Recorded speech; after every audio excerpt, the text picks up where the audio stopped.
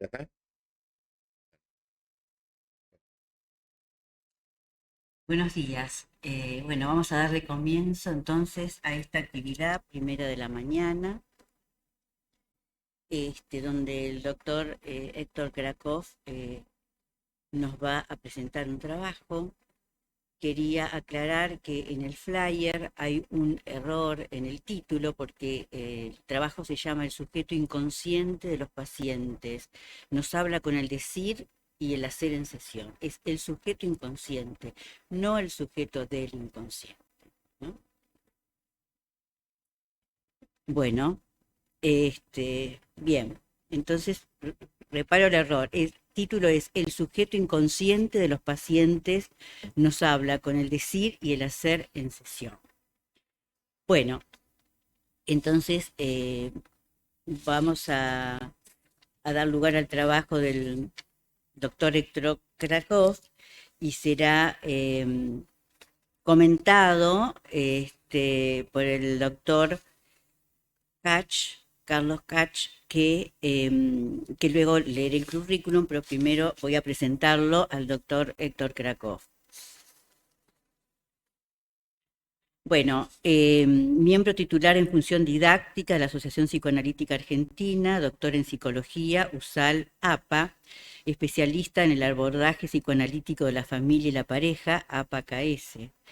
Trabajos publicados en el 2015, Resistencias de vincularidad, término publicado en el Diccionario de Psicoanálisis Argentino, editorial Antigua, Buenos Aires, en el 2019, sobre la eficacia psicoanalítica, publicado en la Asociación Psicoanalítica Internacional, en el Journal, en el 2020, Anclaje subjetivo, término publicado en el Diccionario de Psicoanálisis Argentino de la editorial Antigua, Buenos Aires, tesis y libros, en 2015,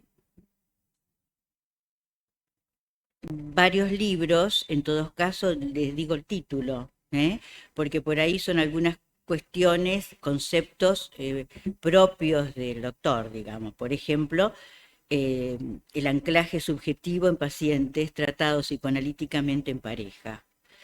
Después, temas de pareja. En el 2018, ¿de qué se trata? En el 2020, parejas en análisis, anclaje subjetivo, resistencias de vincularidad, mudanza subjetivo. Bueno, y en el 2023, sobre los hombros de un gigante.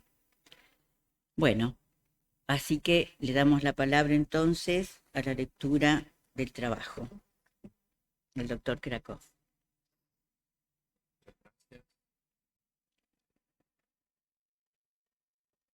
Eh, Voy a compartir pantalla, si pueden leer al mismo tiempo que estoy leyendo. Como dijo en principio, bueno, le agradezco mucho a Liliana y a Carlos, a Liliana por conducir esta presentación y a Carlos por los comentarios que va a hacer después sobre el trabajo que voy a leer. Como dijo Liliana, el trabajo se titula El sujeto inconsciente de los pacientes nos habla, entre comillas, con el decir y hacer en sesión. Figuraba en el flyer sujeto del inconsciente, que es de origen freudo-lacaniano. En el trabajo yo voy a marcar esa diferencia, ¿sí? A modo de introducción, en este trabajo voy a transmitir cómo pienso la clínica psicoanalítica, por lo cual me va a interesar ubicar de comienzo la base freudiana, que es parte del marco conceptual que utilizo. Para ello voy a reproducir sectores de la obra, algunos de los cuales tienen aún hoy total vigencia. Expondré luego mi posición frente a la escucha analítica, que me permite intervenir atravesando lo que considero es un non plus ultra teórico freudiano. Non plus ultra es lo que Hércules grabó en las columnas del estrecho de Gibraltar y que siguen formando parte del escudo español. No había más tierra a partir de ahí. Lo pongo porque hay un tema importante en la teorización freudiana, que me parece que es parte de la razón por la cual hay una serie de críticas y de puestas en cuestión de la teoría psicoanalítica desde el punto de vista clínico. La posición de Freud frente a la cura. La actividad modificadora de un tratamiento, Freud la centró desde el comienzo en hacer consciente lo inconsciente. Al principio era un método catártico a través del cual se conseguía el alivio de los síntomas, posibilitando que los pacientes expresaran lo que no habían podido hacer en forma adecuada en la escena traumática. Posteriormente propuso la idea de doble inscripción. El paciente poseía la misma representación en dos lugares distintos del aparato psíquico, en el INC y en el PREC. Suponía que con la interpretación pasaba la carga de un sistema al otro, con lo cual se cumplía, entre comillas, el hacer consciente lo inconsciente. La doble inscripción era, con la interpretación, el paciente tenía una representación PREC idéntica a la de la representación INC. Y entonces, en ese momento, él pensaba que la carga que cargaba la representación INC pasaba a la PREC y se hacía consciente lo inconsciente. Finalmente, modificó esta hipótesis, generando una marca crucial en su teoría de la técnica. Estableció una diferencia entre la representación oída con la interpretación y la que existía en el paciente como recuerdo inconsciente de lo vivenciado. No es lo mismo lo que escuchaba que lo vivido. El tenerlo oído y el tenerlo vivenciado, palabra de Freud, son por naturaleza psicológicas dos cosas por entero diversas, por más que posean idéntico contenido. La referencia es la multivocidad de lo inconsciente y el punto de vista tópico en el 2015, en 1915. Se estableció así una diferencia fundamental sobre el hacer consciente lo inconsciente. Ya no se conseguía una modificación psíquica al otorgarle al paciente una interpretación verbal. Para que ello ocurriera se tenía que producir un cambio en su experiencia inconsciente vivencial. No sé si se dan cuenta de la importancia que tiene esta parte de la teorización freudiana, porque todo el tema acerca de que curamos con palabras, con este tema, con esto que acabo de decirles, se pone en cuestión. Le hacía saber al paciente en sesión que lo vivido transferencialmente correspondía a un pasado olvidado. La referencia freudiana del 14, en la práctica esta reelaboración de las resistencias puede convertirse en una ardua tarea para el analizado y en una prueba de paciencia para el médico. Paciencia para el médico. ¿Cuál era su definición de inconsciente? La había propuesto desde el comienzo de su producción en el libro de los sueños. Una afrenta ocurrida 30 años antes produce sus efectos ahora como si fuera reciente, después que se procuró el acceso a las fuentes de afecto inconsciente. La interpretación de los sueños 1900. Una afrenta ocurrida 30 años antes, una afrenta actual, se reacciona del mismo modo como la ocurrida 30 años antes. Eso tiene el valor de atemporalidad. Es como si el tiempo no hubiera pasado. Más tarde, en su trabajo sobre técnica del 12 y el 14, la va a redefinir. A la condición atemporal del inconsciente le agregó su capacidad de alucinación. No, por supuesto, no desde el punto de vista psiquiátrico. Las mociones inconscientes no quieren ser recordadas como la cura lo desea, sino que aspiran a reproducirse en consonancia con la atemporalidad y la capacidad de alucinación del inconsciente, dinámica de la transferencia. El analizado no recuerda en general nada de lo olvidado y reprimido. No lo reproduce como recuerdo, sino como acción. Lo repite sin saber, desde luego, que lo hace. Recordar, repetir y reelaborar.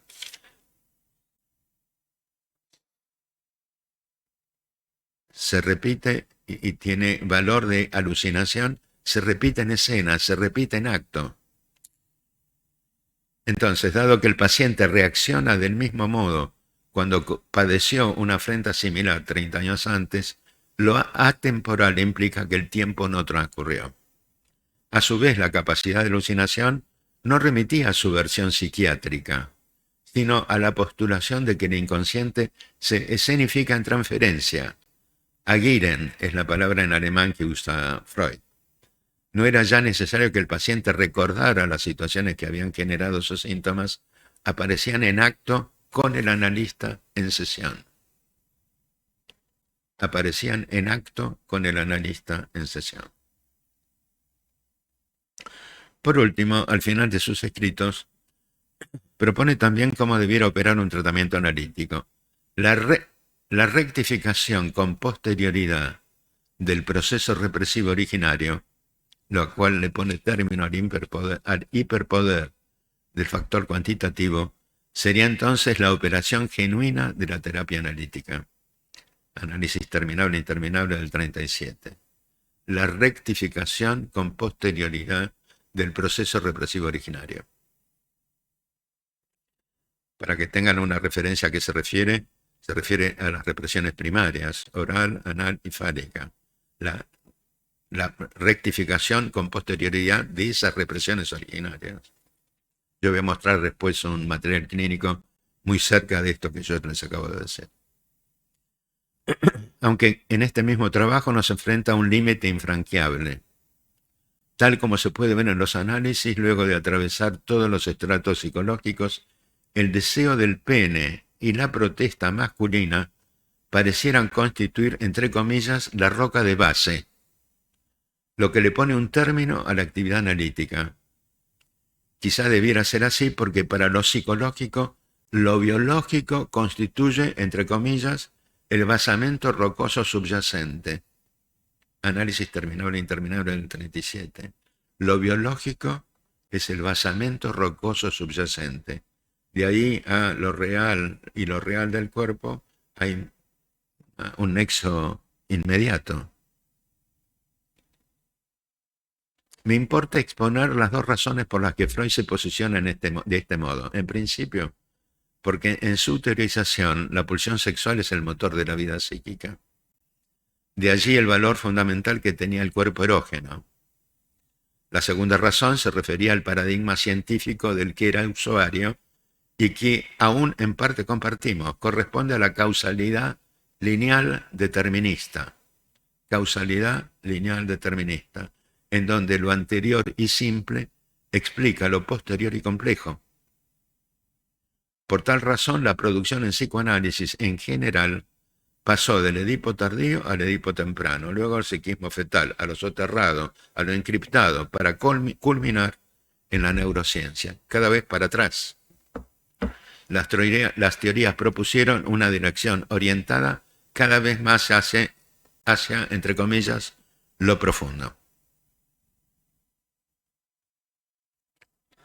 Por último, desde una perspectiva clínica, tiene sentido plantearnos por qué los pacientes hablan de lo que exponen en sesión y no de otros temas.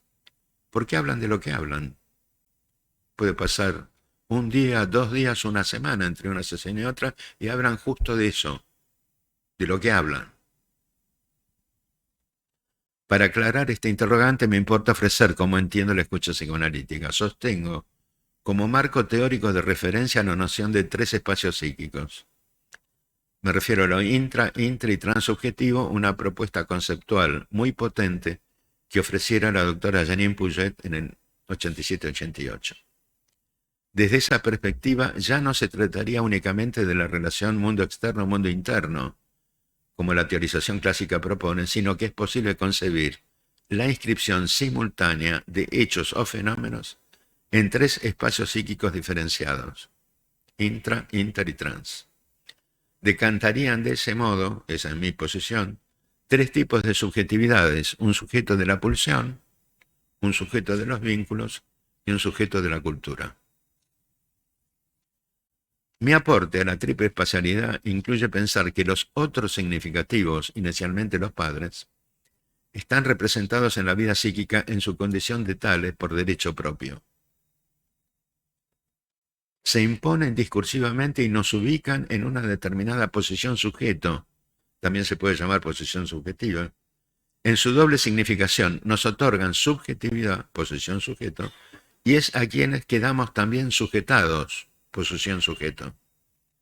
Sostengo así que el contenido de lo mental estaría conformado por escenas en las que el sujeto y los otros serían protagonistas de lo psíquico.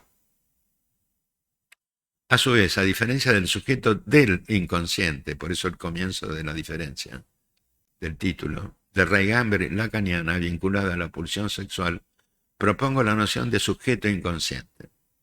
Lo considero en línea con el spaltung freudiano, la división de la personalidad psíquica, y con la noción de verdadero self propuesta por Winnicott.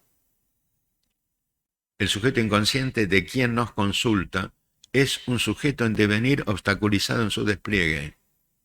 Sobre esto vamos a hablar un poco más tarde, más adelante. Es un sujeto en devenir obstaculizado en su despliegue y nos hablará a los analistas con el decir y el hacer del paciente en sesión. Sostengo que la tramitación psíquica se realiza en acto con otro. Retomo así un concepto del basamento freudiano. Tramitar psíquicamente es transformar una vivencia actual en un recuerdo depotenciado. Por último, me importa diferenciar el psicoanálisis aplicado al psicoanálisis clínico. En el primer caso, se lee un texto a partir de aplicar la teorización psicoanalítica con la finalidad de atribuir sentido. Puede ser un argumento teatral, el contenido de una novela o el intercambio entre paciente y analista en una sesión. En cambio, en el psicoanálisis clínico, por lo menos como yo lo entiendo, el material rota de modo tal que los distintos personajes planteados por un paciente serán a veces encarnados por él mismo y en otras por el analista bajo la metáfora de un carrusel, de una calecita. De ese modo nos tocará a los analistas a veces poner en escena algunos de los otros significativos y en otras al propio sujeto. La tramitación psíquica puede ser pensada así en dos tiempos. Inicialmente será a través de actos transferenciales con el analista y recién en un segundo momento podremos abarcar lo escenificado a través del pensamiento reflexivo. ¿Cómo producir la modificación psíquica del paciente con psicoanálisis? Esa es una propuesta mía. Será efecto de la apropiación subjetiva de un determinado, entre comillas, hacer del analista en sesión. Me refiero a un hacer con palabras, diferente de la respuesta que el paciente tuvo hacia ese otro en el momento en que se instaló la escena original. El apropiarse subjetivamente de este hacer distinto va a permitir, como consecuencia del desanclaje y la mudanza subjetiva que conlleva que la escena se desarticule y pierda vigencia. Anclaje y mudanza subjetiva son tres conceptos de producción propia que forman parte de mi tesis de doctorado. Remarco que esta apropiación, la apropiación subjetiva de un hacer distinto del analista, no es una nueva identificación, esta vez con el analista. Se trata, bajo el efecto transferencial implícito, que el paciente consiga desidentificarse del otro significativo de su vida psíquica. Vengo diciendo que el material que se produce, tipo carrusel o calecita, es una escena donde está el sujeto y el otro en la escena que se repite, que tiene que ver con los personajes de la escena original. Y que el cambio psíquico va a ser un efecto, una consecuencia de cuando el paciente nos ubique a nosotros en su lugar en la escena original y el paciente esté identificado con el otro significativo. Hacer algo en esa escena, que es lo que yo llamo hacer con palabras, implica la apropiación subjetiva del paciente y la desidentificación del otro vigente en su vida psíquica. Eso, a mi entender, genera el cambio psíquico. Finalmente, considero que los pacientes no están en condiciones de realizar una mudanza subjetiva por cuenta propia. Lo pienso así porque las escenas incluyen también al otro, que tiene vigencia psíquica para el paciente. Por esa razón va a ser necesario que se encarnen ambos personajes en sesión.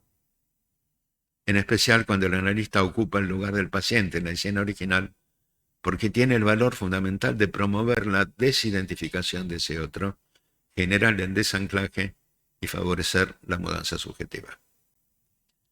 Muy bien, hasta aquí, gracias por la atención. Bueno, muchas gracias, Héctor, por tu exposición y todos los conceptos que traes propios.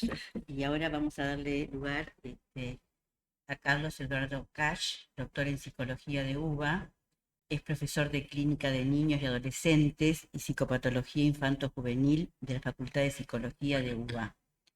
Exdirector del programa de extensión Atención de Niños Privados del Cuidado Parental de la Facultad de Psicología de UBA. Actualmente docente de posgrado en carreras de especialización y maestrías de universidades nacionales y en instituciones psicoanalíticas. Autor de Síntomas en los niños, neurosis infantil y neurosis de angustia, EUDEVA, y miembro de APA. Adelante.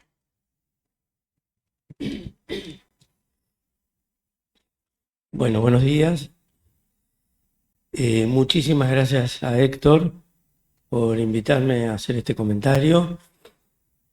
Fue el resultado de un azar de una noche de otoño.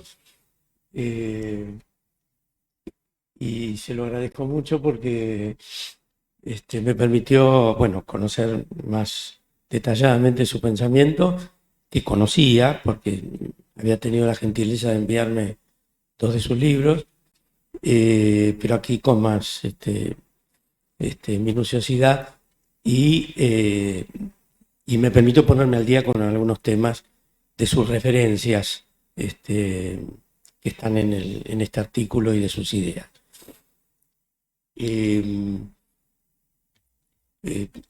Quiero comentar algunas cosas de las que veo del artículo y después dar un punto de vista para contribuir al intercambio que propone Héctor, que propone su trabajo y es muy estimulante de mi lectura del tema, porque coincidimos en la preocupación por el adquieren. En mi trabajo con niños y adolescentes es una temática sobre la que he escrito y he pensado, porque justamente, sin entrar en mayores detalles, invitar a los niños a jugar es invitarlos a una gira, a poner en acto. El juego infantil ya es una puesta en acto escenificada. O sea que esa vía de la clínica con niños y también con adolescentes tiene que ver con eso. Así que de verdad coincidimos en la preocupación conceptual y clínica. Un punto que quiero destacar, que me parece que merece ser destacado, es la posición clínica de Héctor, cuando define en un montón de lugares, claramente mi posición, intervenir atravesando el plus ultra, el más allá de la roca de base, etcétera, con coraje, dice en uno de sus libros, y me parece muy valioso eso, y que señala su posición clínica con el hacer específico del analista, o sea que nos definen un hacer con palabras, ¿sí? Somos convocados, tal vez estoy tomando, no recuerdo si este artículo u otro, pero estamos ahí, en detectar y saber hacer, subirnos a escena, encarnar la escena del paciente como analistas,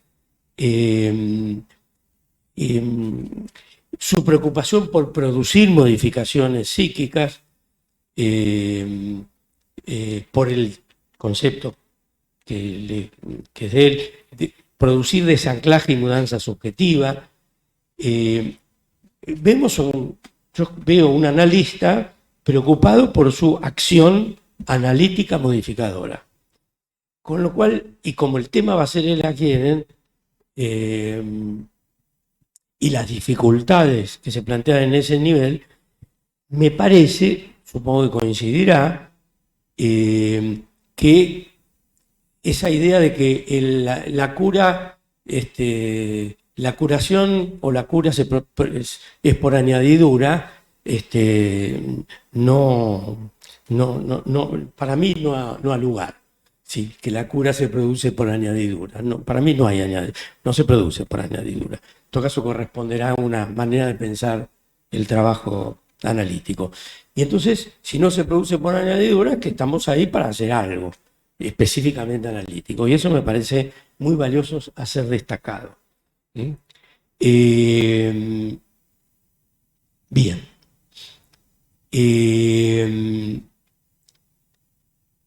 El punto central de cómo él percibe la escucha analítica y a dónde va es a producir una modificación, como lo dice explícitamente, en lo vivenciado por el paciente, con palabras que ataquen lo vivenciado, que le den sentido a lo vivenciado. Es decir, que las palabras solas y los significados concatenados entre el significante por sí solos no garantizan acción analítica. En todo caso, aumentará el saber del paciente, pero y eso puede ser un tiempo del análisis, no se puede negar, pero lo que efectivamente produce modificación es que eso que se hace con palabras toque lo vivenciado por el paciente. Y el territorio donde Héctor nos muestra que eso va a ser posible es en el adhieren, justamente en la puesta en acto del inconsciente, no solo la puesta en palabras. Este es el punto, me parece central. Punto al que, por supuesto, llega Freud. Llega Freud y parte de ahí, digamos, con recuerdo, repetición y la vibración. Ahí es donde aparece la posición de Héctor de cómo piensa el inconsciente y lo que se juega en la puesta en acto. Por un lado, atemporalidad y por otro, capacidad de alucinación. Vía esa capacidad de alucinación y lo vivido por el paciente se va a presentificar en el adhieren, en la puesta en acto, en la repetición, como Freud empieza a plantear la compulsión de repetición, en recuerdo, repetición y elaboración. Ese es en ese terreno que el planteo de Héctor es pensar esa escenificación como una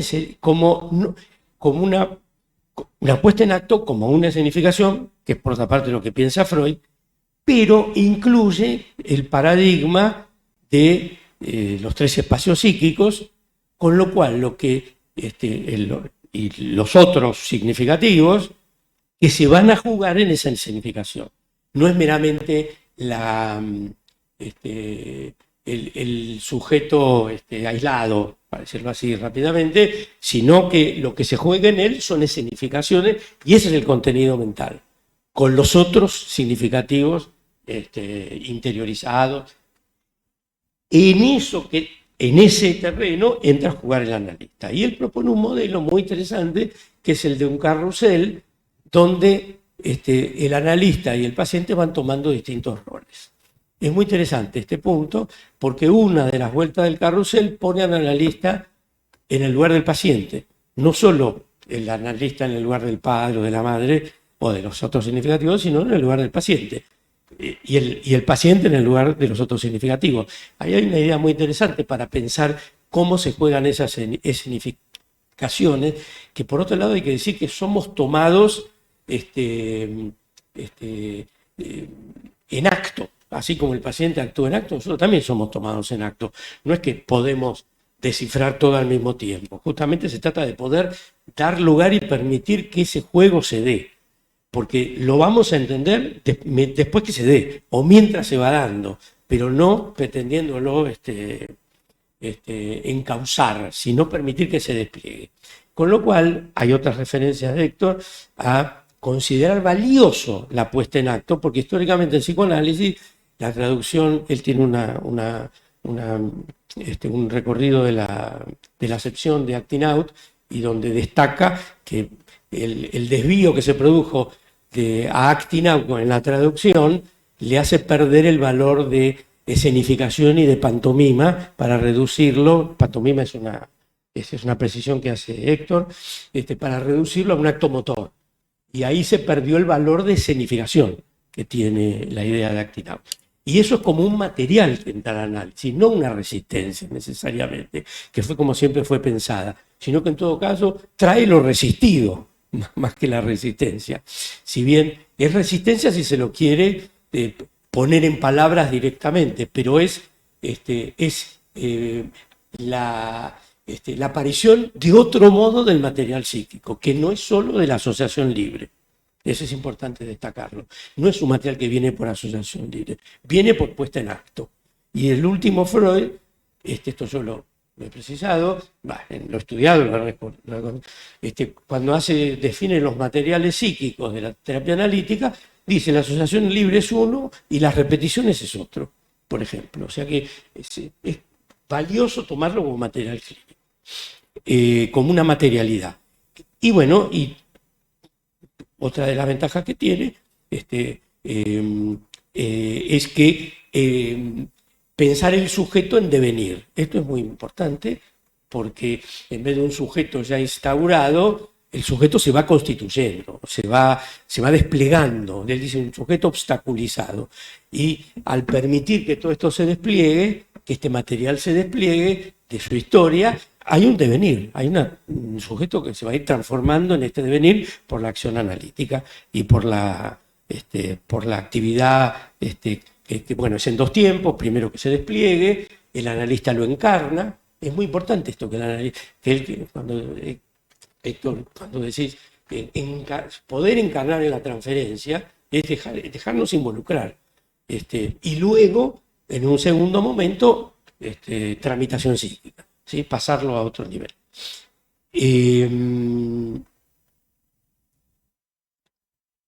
Bien.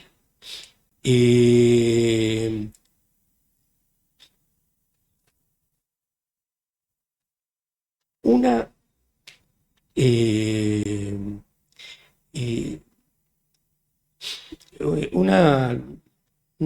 contribución a los fundamentos que están detrás de este artículo, que son trabajos que tiene Héctor sobre la higiene, justamente uno, donde lo estudia con minuciosidad.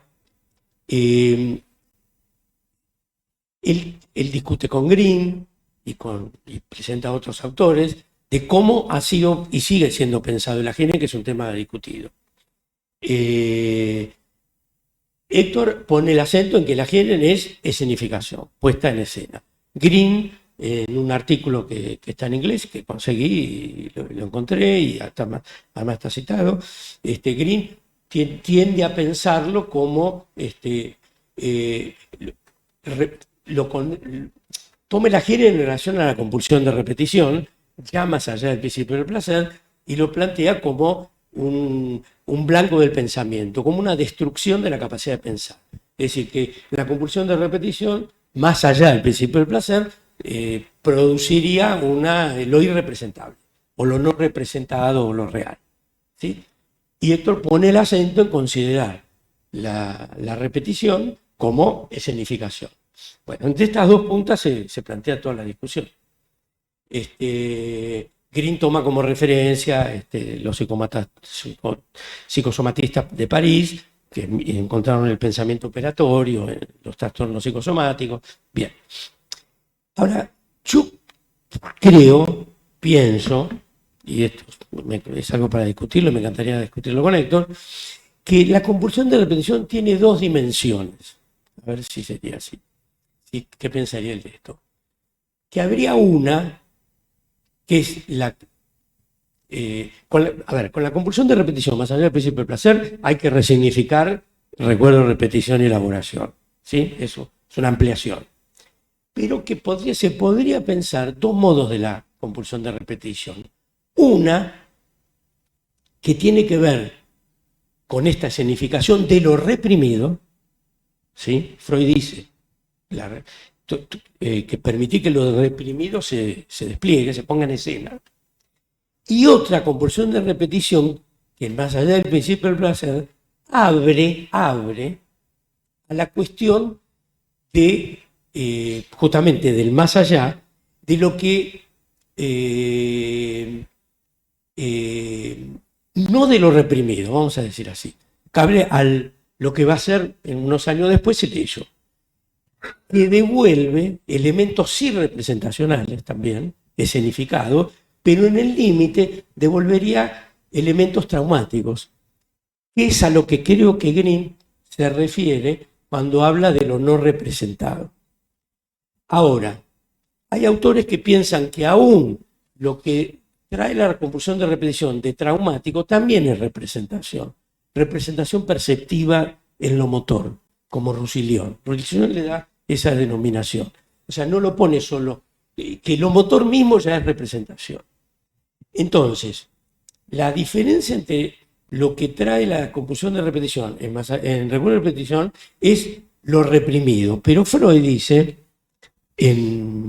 más allá del principio y del placer, que es donde a mí debo decir que hace tiempo que me ha llamado esto, dice, hay que librarse de un error, a saber que en la lucha contra las resistencias uno se enfrenta con la resistencia de lo inconsciente. Lo inconsciente, vale decir, lo reprimido, no ofrece resistencia alguna a los esfuerzos de la a despecho de la presión que lo oprime o hasta la descarga por medio de la acción real. O sea que acá tenemos lo que avala pensar la repetición como puesta en escena. Lo reprimido quiere aparecer seguramente en palabras o a la acción real. Pero lo nuevo y novedoso, pero el nuevo hecho y asombroso que ahora debemos describir es que la compulsión de repetición devuelve también vivencias pasadas que no contienen posibilidad alguna de placer, que tampoco en aquel momento pudieron ser satisfacciones, ni siquiera de las emociones pulsionales reprimidas de entonces. Ahí se abre, y yo creo que está presente en la idea de Héctor esto, me doy cuenta que está presente, que lo reprimido puede traer algo no realizado en el grado del principio del placer, la puesta en escena puede traer lo reprimido no realizado vía el principio del placer, como puede traer los fracasos del principio del placer.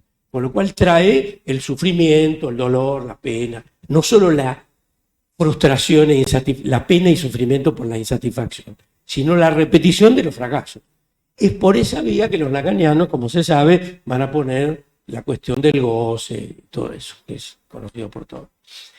Este es el punto que se me abre a mí, porque la Roca muchas veces insiste en eso que tendemos a llamar lo real no representado. Pero hay maneras de pensarlo que no es solamente esa, como encontré en Roussillon, que habla de las simbolizaciones primarias, lo que está antes de la representación de cosas, por decirlo en términos más metapsicológicos. Bueno, paro acá. Ok, muchas gracias. Muchas gracias. Bueno, la verdad que un comentario muy minucioso, muy estudioso del tema. Así que bueno, muchas gracias por todo lo que nos has traído, Carlos. Bueno,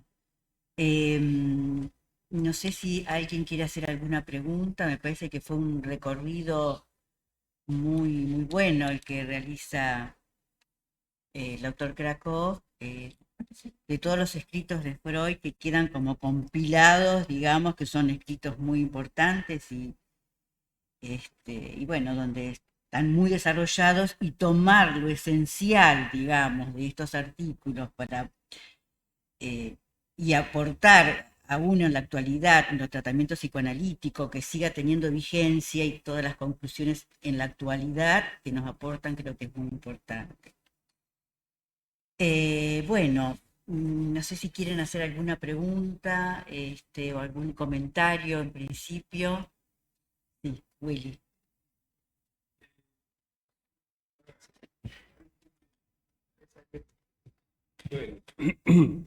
Muy interesante el trabajo. Yo te conozco varios trabajos de esta línea, señalando la importancia que tiene la repetición en la transferencia y que lo rectificativo en un tratamiento es justamente la repetición en la transferencia y la respuesta diferente que va a dar el analista a una historia que los personajes intervinieron de manera diferente. Y eso es lo rectificativo, que esa experiencia nueva hizo algo distinto que lo que ocurría en las otras.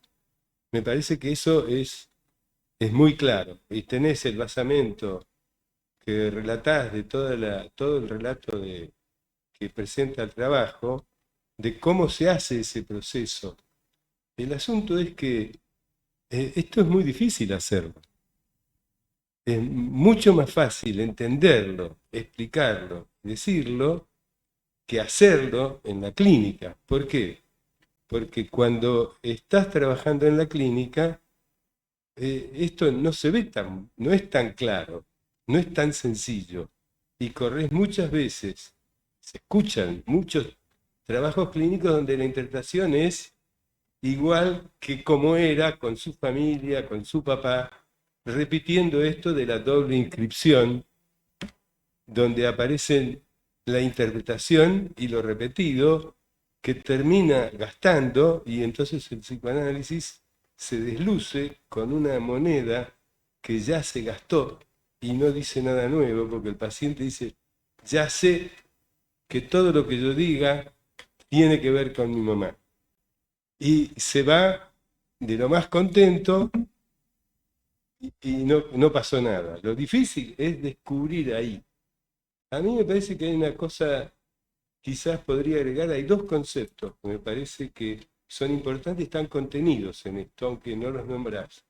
Uno es el de identificación proyectiva de Klein, que es cómo el paciente nos involucra en una actuación, donde nosotros nos vamos instalando en un personaje que desconocemos y nos habita y nos parasita.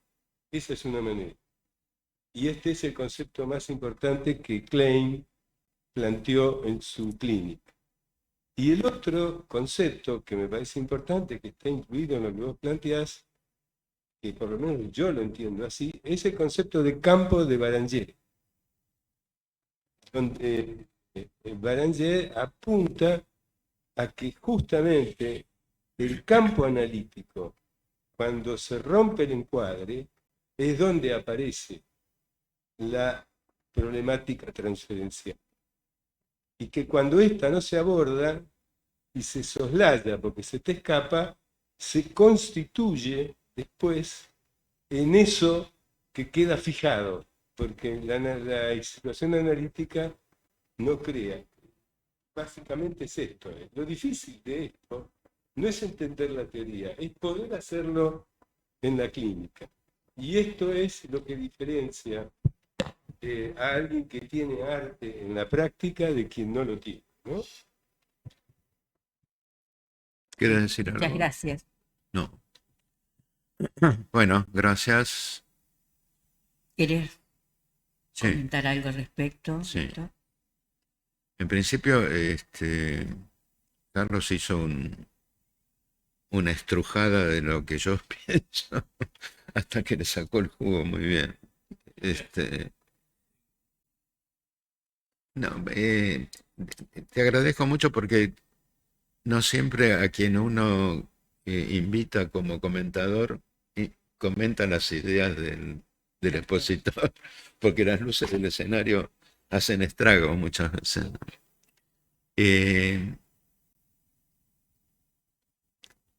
Lo que vos mencionás de Green, efectivamente yo lo tomo, hay un trabajo que a mí me gusta mucho, estudio sobre el concepto de Aguirre, que yo escribí para reingresar en APA.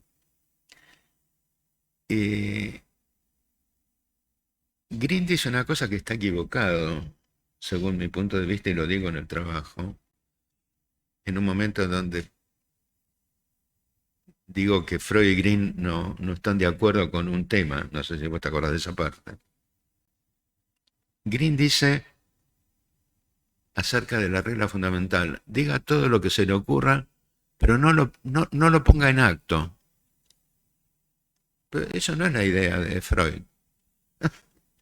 Porque pensarlo así es pensar un paciente obsesivizado. Solo habla de lo que pensar, no hagas nada. Pero Freud justamente lo que dice es que a mitad de camino del levantamiento de la resistencia de represión, emerge la resistencia transferencial, se pone en escena. ¿Entienden? Lo que pasa es que cuando uno sigue a ciegas a un determinado actor, a un determinado autor como Green, entonces lo que Green dice es así. Pero hay cosas que Green dice, eso por ejemplo, que no es así. Entonces, esto que Carlos remarcaba acerca de la Guiren, habíamos comentado algo antes acerca de el enactment. El enactment es un concepto que tiene que ver con aspectos que se ponen en acto, en sesión, pero que eran pensados en su momento como una falla del analista, que el analista en lugar de interpretar actuaba. Lo que pasa es que hay un nivel de acción que los pacientes inducen, quizá tomando en cuenta lo que vos decís de la identificación proyectiva, y que los analistas actúan y después se dan cuenta, hacen una interpretación del enactment, digamos así. Después, con suerte. Ahora, el otro punto que tomó Carlos acerca de el más allá del principio del placer. Lo que yo entiendo del material de los pacientes, inclusive yo tengo ahora la posibilidad de ofrecer ejemplo clínico, ¿por qué el sujeto inconsciente es un sujeto obstaculizado en su despliegue? Que es lo que digo en el trabajo. Si tomamos como referencia lo de Winnicott, del verdadero y falso self, el medio ambiente tendría que ser lo suficientemente amigable, digamos así, como si el paciente nadara en el mar y entonces los movimientos de su crecimiento, el agua los va acompañando. Pero si nada en petróleo, los movimientos del paciente están obstaculizados por el medio ambiente. Cuando digo el paciente obstaculizado en su despliegue, me refiero a que cuando nacemos tenemos un lugar que nos está esperando. No solamente la habitación con la cuna, digamos así, un lugar subjetivo que nos está esperando. Y los otros significativos, los padres nos imponen subjetividad con el decir y hacer sobre nosotros. A partir de ahí tenemos una posición subjetiva. ¿Qué es lo que se repite a mi criterio? El obstáculo subjetivo con el que los pacientes nos consultan, sin saber qué es eso lo que van a reproducir en la sesión. Por eso digo que la escena que se repite en transferencia y que Freud la pone la capacidad de alucinación, en la teoría freudiana es la transformación de una neurosis de la vida cotidiana en una neurosis transferencial. Eso mismo, pensado desde el punto de vista subjetivo, se activa y se actualiza en transferencia el obstáculo que los pacientes vivieron en el momento del crecimiento. Ahora, el punto clave, que es lo que subrayaba Carlos, acerca de la falta de representación o el más allá del principio del placer, es que los pacientes se ubican en el lugar del otro que intervino en el obstáculo y nos ubican a nosotros en el lugar que ellos tuvieron en el momento del impacto. ¿Por qué es así? ¿Por qué es así? Porque se repite en forma activa lo que se padeció pasivamente. Es una una piecita del Rusty original. Se repite en forma activa lo que se padeció pasivamente. Entonces, esto es una ley del funcionamiento psíquico. Y es eso lo que vos decías antes, que es muy difícil, pero porque uno, ¿cómo decirlo, no? Hay un punto donde quizás vale saber que no estamos usando el mismo marco teórico, porque la identificación proyectiva es la relación sujeto-objeto, y yo estoy usando la relación entre otros, entre dos otros significativos. Quiere decir que pueden ser palabras utilizables en los dos registros, pero suponen geografías teóricas distintas. Entonces, vuelta, lo que creo que estoy tratando de decir es, con la idea de que se repite activamente lo que se padeció pasivamente, algo así como, te estoy haciendo a vos lo que me hicieron a mí para que entiendas lo que me pasó.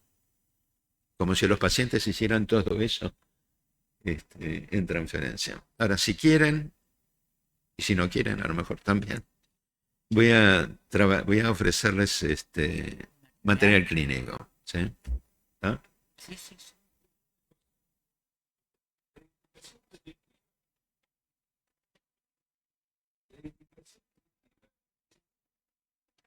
Nos ocurre a todos en cualquier interacción. Y ojo que alguien que es muy proyectivo modela la respuesta del otro. Y muchas veces el paciente viene modelado por la identificación proyectiva de la familia. Y entonces él no está pudiendo ser el mismo porque está determinado que esto es lo que... Por eso la significación es importante.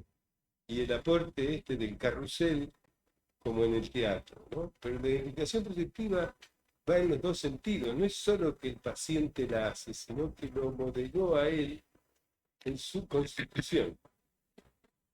Puede ser que Lo único que yo intentaba marcar es que en la idea de la geografía sujeto-objeto, los objetos son un producto del sujeto. No tienen, entre comillas, vida propia e incidencia.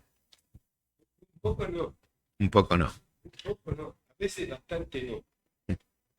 Quiero leerles un material clínico de Hernán. ¿Querés decir algo? Sí. Ok.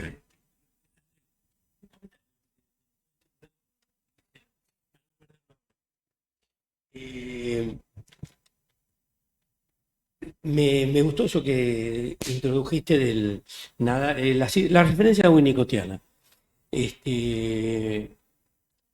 Roussillon es un autor que toma muy fuertemente las referencias winnicottianas para pensar este problema y muestra la acción del otro, del otro, cómo eso queda inscripto y cómo eso se va a jugar en la transferencia. En ese sentido es formidable Roussillon.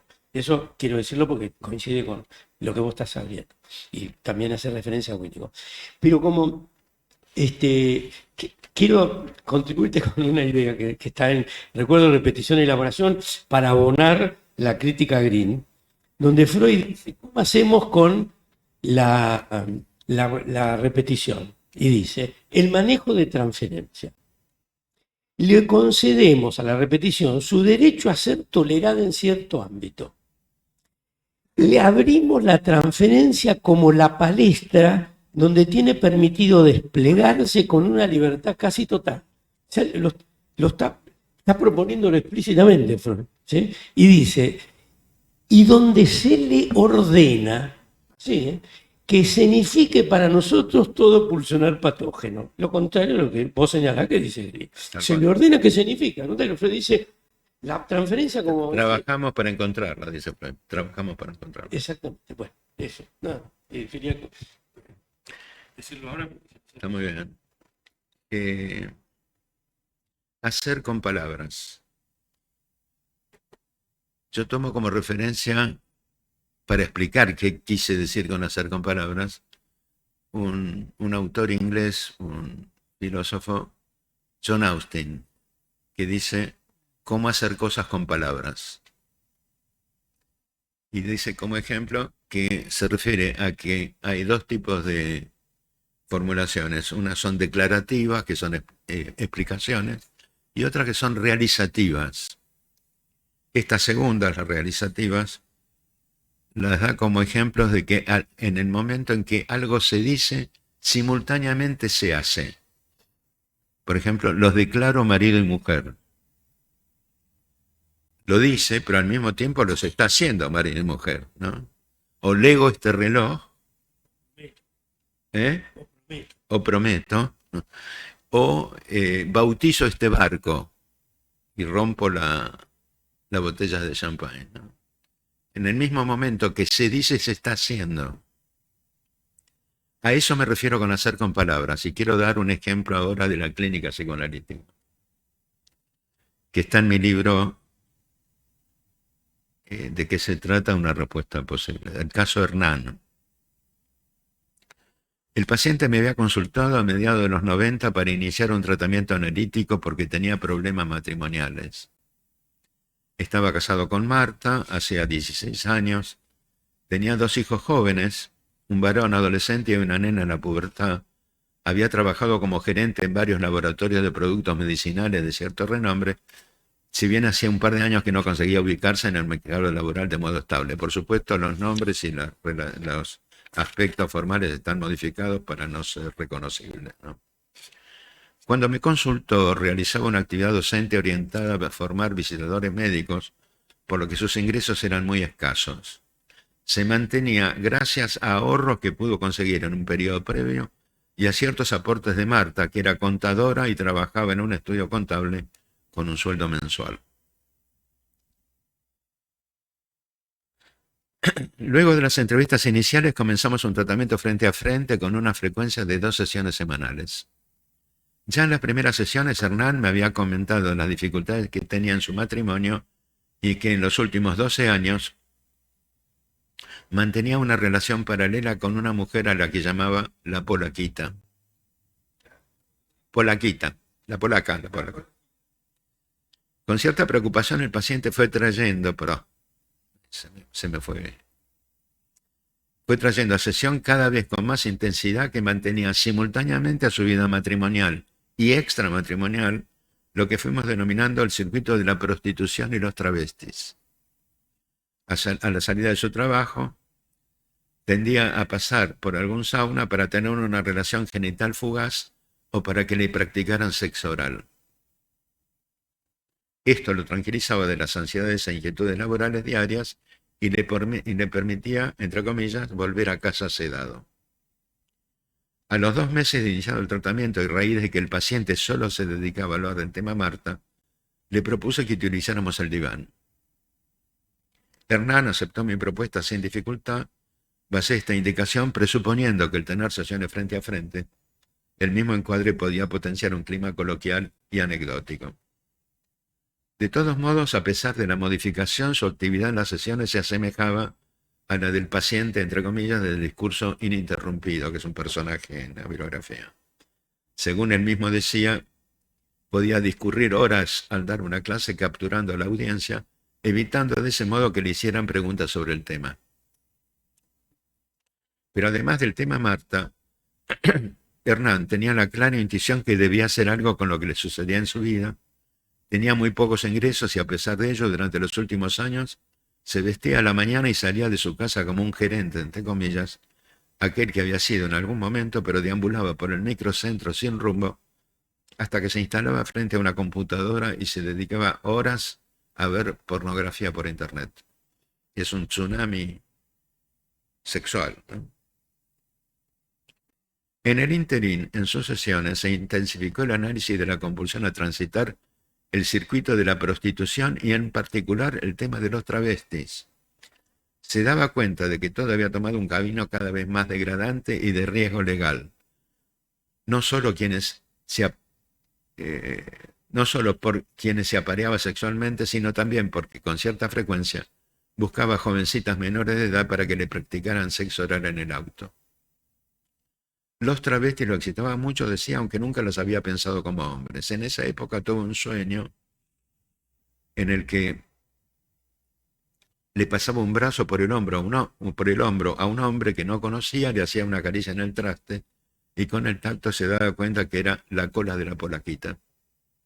¿Tendría que asumirse con esa inclinación sexual? ¿Será que le gustaban los hombres? Se planteaba más cerca del micrófono. ¿Tendría que asumirse con esa inclinación sexual? ¿Será que le gustaban los hombres? Se planteaba con el sentimiento de algo ajeno y familiar. También recordó que un grupo de amigos le había mencionado que un ex socio suyo era homosexual. Hernán se sintió muy sorprendido porque nunca lo había visto ni pensado de ese modo. ¿Sería por la propia homosexualidad negada? Evocó una noticia aparecida en un diario. Un hombre al que le habían puesto preso fue violado por un grupo de reclusos, luego de lo cual el violado se había vuelto loco. Si a él le pasaba algo así, comentó, suponía que los podría llegar a matar. ¿Pero qué significaba este tema tan reiterado? ¿Por qué la atracción por los travestis? Eran interrogantes que insistían de modo enigmático. Sin embargo, era para él evidente que cuanto más aparecía el tema en su análisis, menos se sentía presionado por la compulsión. De hecho, unos meses más tarde, el circuito de la prostitución y los travestis se terminó desactivando por completo. Más adelante en sus sesiones habría caído una serie de sueños que lo inquietaban.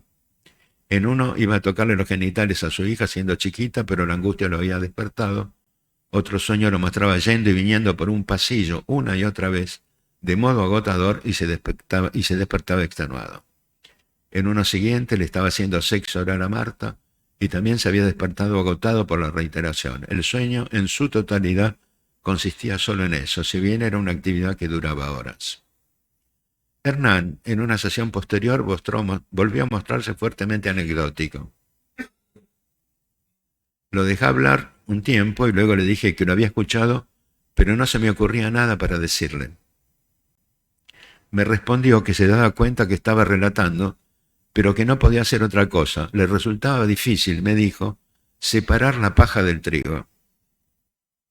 Entonces interviene diciendo que ahora sí se me ocurría qué decirle. Se estaba haciendo la paja en la sesión. Algo que los sueños de reiteración ya habían preanunciado. De hecho, todos sabemos que el inconsciente, tal cual Freud lo propuso, aparece en el segundo sentido con que una palabra aparece en sesión. Él puso la paja y el trigo en un determinado sentido y yo usé paja en un segundo sentido. Le había sorprendido la aparición. Se produjo un silencio tenso, lo había sorprendido la aparición de un recuerdo. Siendo adolescente de 17, 18 años, se veía jugando con unos chicos de 3 o 4 años, hijos de vecinos del barrio, que se quedaban en la casa con él para que él los cuidara. Recordó haberlos toqueteado, les proponía jugar al doctor y les hacía bajar los pantalones, a partir de lo cual les apoyaba los genitales en el traste o trataba de que le besaran el pene, pero nunca los había penetrado. Ese jugueteo, entre comillas, lo hizo un par de veces y lo dejó de hacer porque pensó que podía traerle consecuencias a él o a los chicos.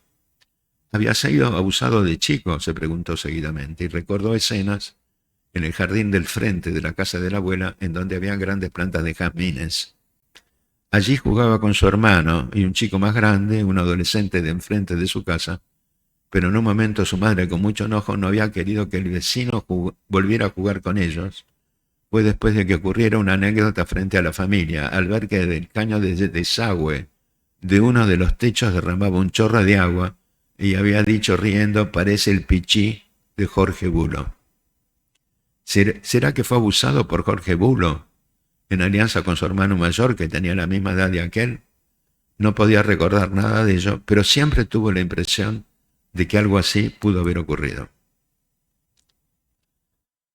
Este es un material clínico, a mi criterio, muy revelador, de varias cosas que hemos estado hablando. Uno, que se hace activamente lo que se padeció pasivamente. Es lo que nosotros vemos en Transferencia.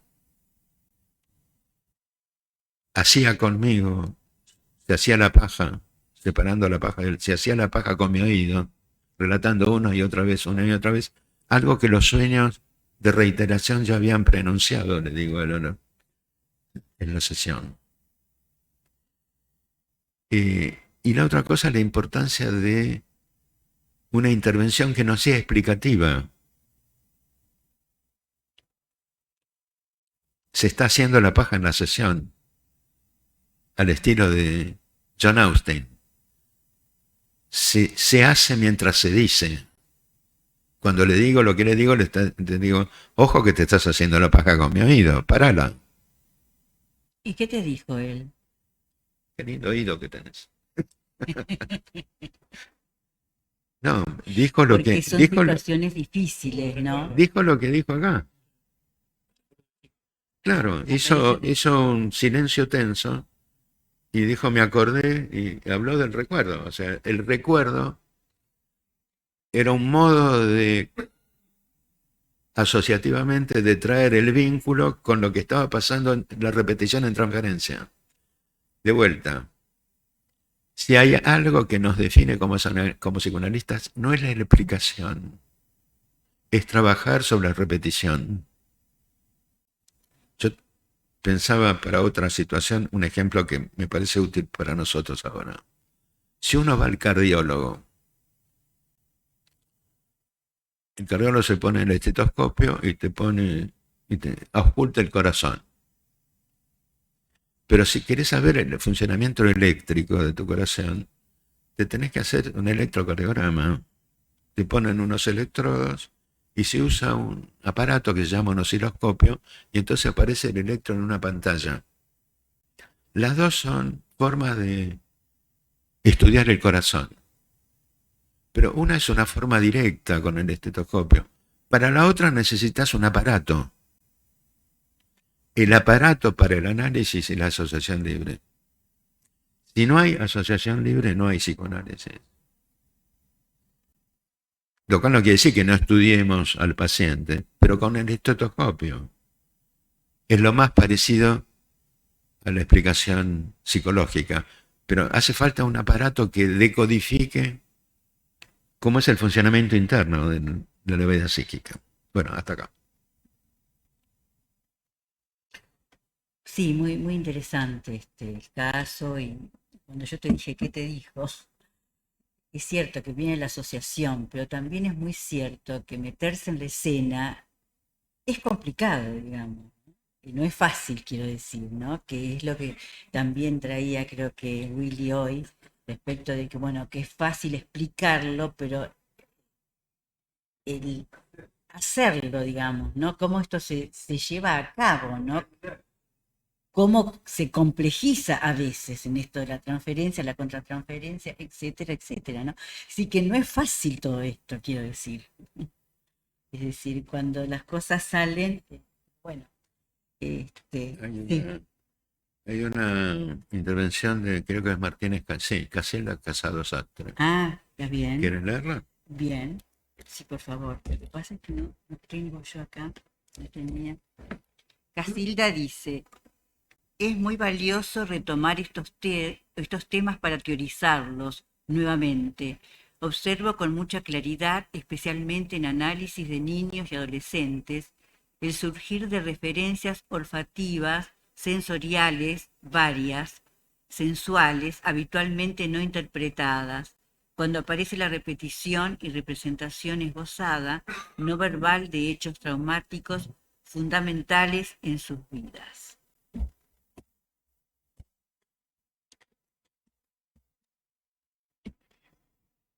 Ahí levanta la mano también María Estrada. Le vas a dar la palabra a Guillermo. Habla, por favor, María. Bueno. Buenos días para todos. Un gusto, doctor Krakov.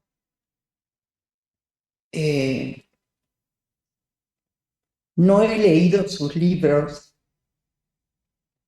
o sea que lo que voy a decir tiene que ver solo con la escucha de lo que ustedes han trabajado. Así que pido disculpas si estoy fuera de lo esperado. Dos cosas se me ocurrieron.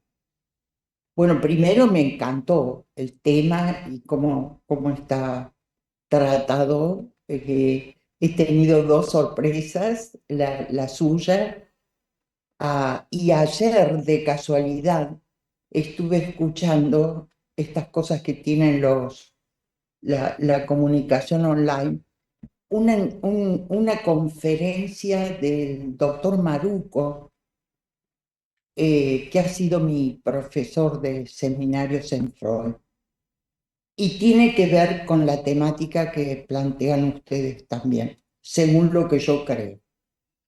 Dos cosas nada más, porque sé que tengo muy poco tiempo. Alguien dijo que era muy difícil esto. Lo corroboro absolutamente. ¿Por qué es difícil? Porque resiste. ¿Y por qué resiste? Entonces acá viene una idea que yo interpongo, que es porque hay un duelo.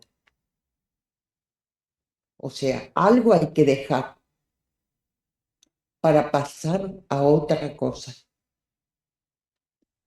Uno de los motivos es lo que yo veo, lo difícil, la repetición, el duelo.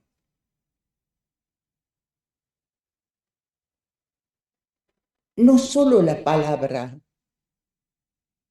puede modificar, puede ser un gesto del analista, puede ser un sueño. Usted habla de sueños en su paciente, doctor Krakow. Entonces es muy difícil.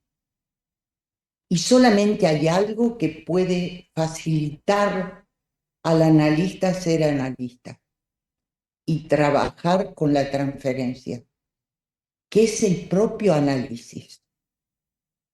Entonces, lo que yo pienso, doctor Krakow, es que usted al traer todo esto pone en funcionamiento lo que es un analista. Más allá del online, de la práctica que muchos terapeutas tienen que hacer para poder vivir también. Eso lo quiero rescatar. Les agradezco mucho dejarme escucharlos y además hacer pensar todo esto, ¿no? Tiene mucho más, pero no tengo tiempo, ni quiero abarcar más. Bueno, muchas gracias por tus comentarios. Y a ver, Héctor, ¿querés responder algo al respecto? Sí, muchas gracias por la participación, María Estrada.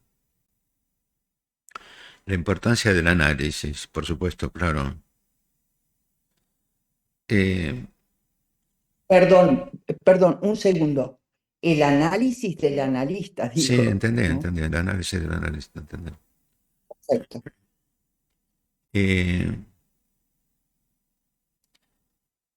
Hay un tema que está en la plataforma submarina de lo que yo estoy planteando.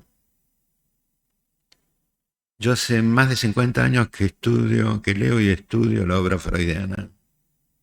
Más de 50 años. El problema es, me parece, el problema que hay con respecto al psicoanálisis es que el propio Freud fue cambiando los conceptos. Entonces, cuando uno dice, bueno, porque Freud dice tal cosa, cosa que es cierto, supongamos, talking cure, cura por la palabra, es cierto, pero es 1896. Anna O se tiró sobre el cuello de Breuer.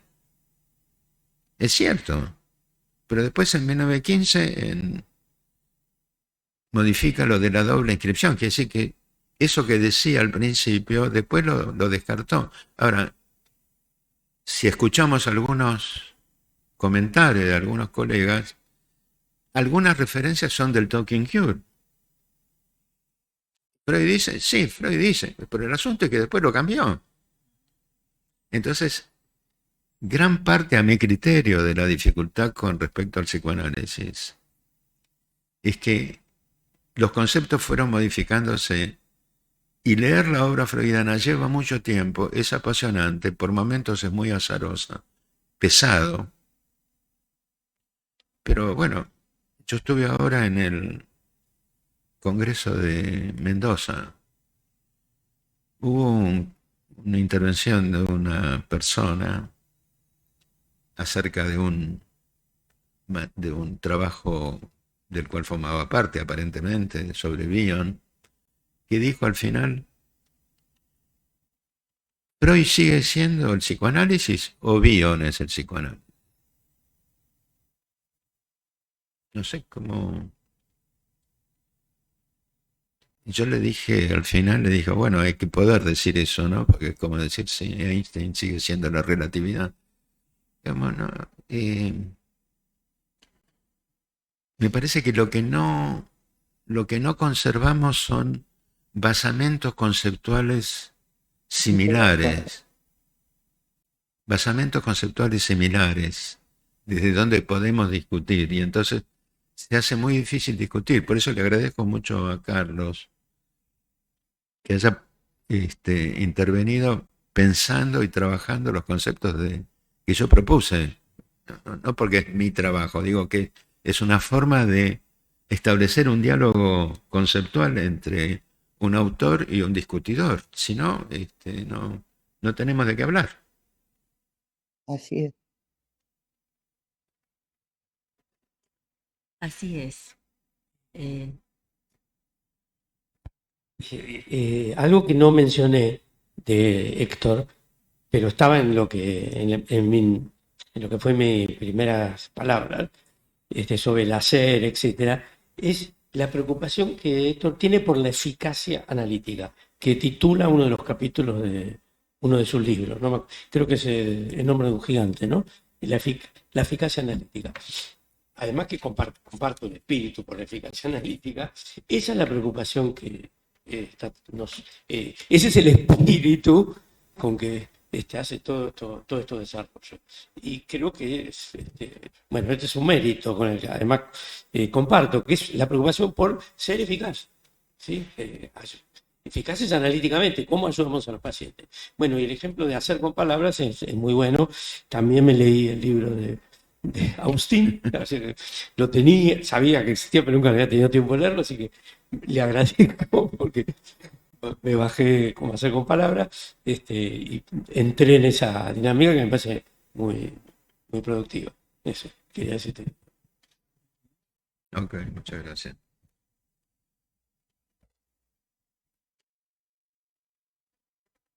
¿Quieres decir algo o no?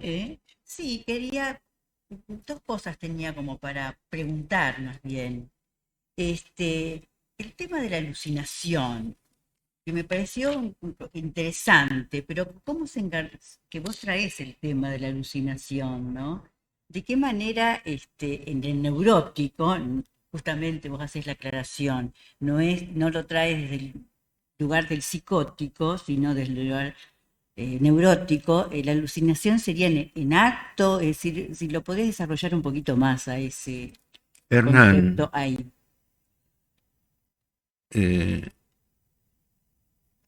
alucinaba, entre comillas, en el sentido de ponía en escena, cuando relataba en sesión todo el tiempo y se masturbaba con mi oído. Eso es poner en escena, esa es la alucinación. No se repite con palabras, se repite con actos. Se pone en escena. Puedo mostrar otro material clínico si quieren. Sí.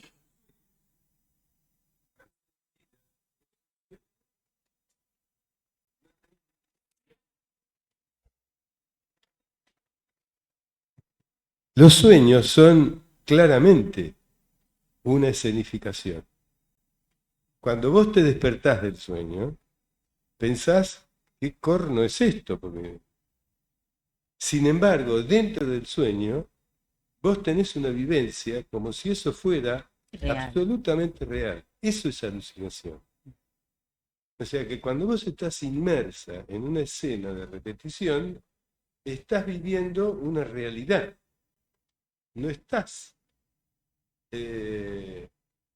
hablando, estás dentro de una escena que es real. Cuando te salís, dices, ¿y esto?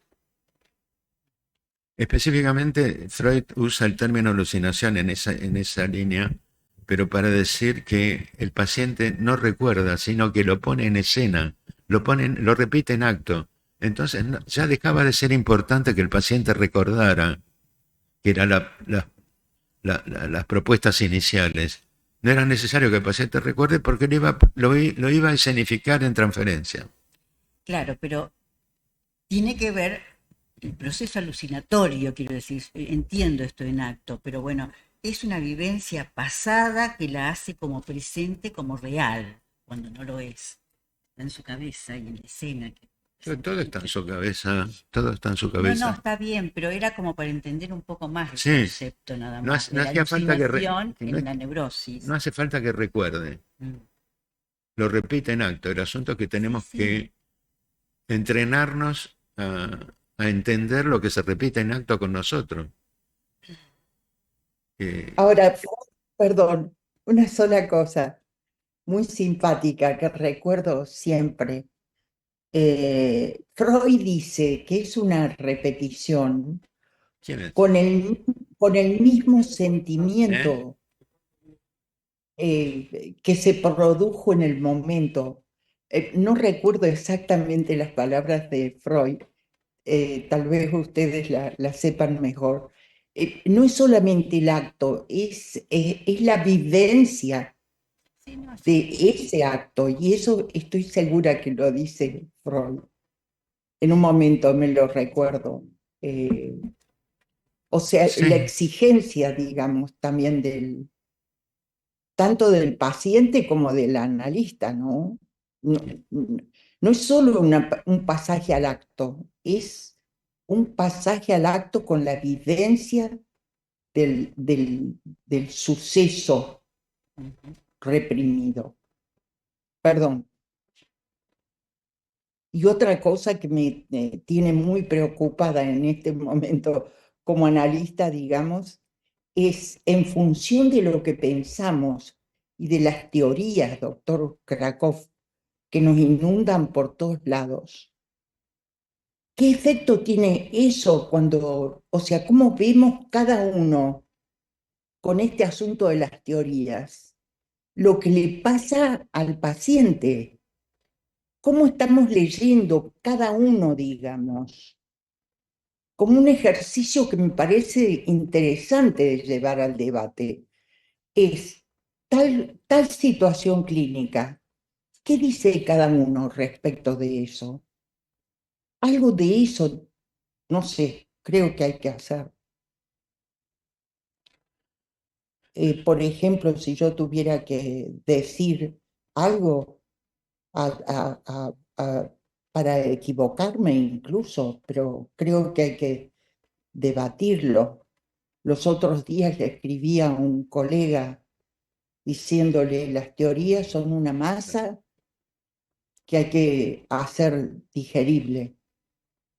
Bueno. Voy a leer otro, si están de acuerdo, voy a leerles otro trozo de material clínico. ¿Sí? Estamos casi en hora, ¿no? Pero bueno, de todas maneras. Creo que leo, sí. Pido disculpas, pero usted me ha incentivado, doctor Krakow, así que lo hago responsable en transferencia. Ok. Leo un Leandro. Leandro consultaba porque se sentía mal consigo mismo ya que había sacado dinero del lugar donde trabajaba.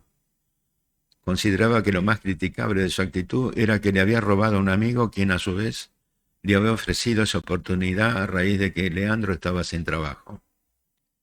En la primera entrevista decía desconcertado, lo había hecho en los 4 trabajos que tuve y nunca había afrontado la situación. Siempre dije que no había sido yo, me estoy cagando toda mi vida. Si tengo todo, ¿por qué vendo una imagen? No puedo decir no a nadie ni a mí mismo. Para tapar un pozo me meto en un quilombo. Se refiere a que sus robos eran para pagar los resúmenes de cuenta de las tarjetas de crédito con las que gastaba más dinero del que podía afrontar. Leandro tenía 25 años y la apariencia de un nene grande. En el curso de la entrevista me había informado que ya en la niñez se llevaba golosinas sin pagarlas de un kiosco cercano a la casa. El padre, que sabía lo que ocurría, no le decía nada y a fin de mes pagaba la cuenta que el encargado del kiosco le pasaba. También evocó situaciones repetidas en las que conseguía irse de los supermercados, comiendo chocolates sacados de la góndola sin pagarlos. Tenía como método atravesar la línea de caja, dando a entender que no había comprado nada, con lo que terminaba burlándose tanto de los cajeros como del personal de control en sus respectivas narices. Me aclaró luego que no era la primera vez que hacía una consulta psicológica. Había tenido experiencias terapéuticas anteriores. La primera cuando tenía 7 u 8 años. La razón de aquel primer tratamiento había sido porque Leandro padecía una encopresis secundaria. Me hacía encima, me ensuciaba. Este dato, junto con el motivo de consulta y las anécdotas que había relatado, posibilitaban construir una primera hipótesis sobre su problemática.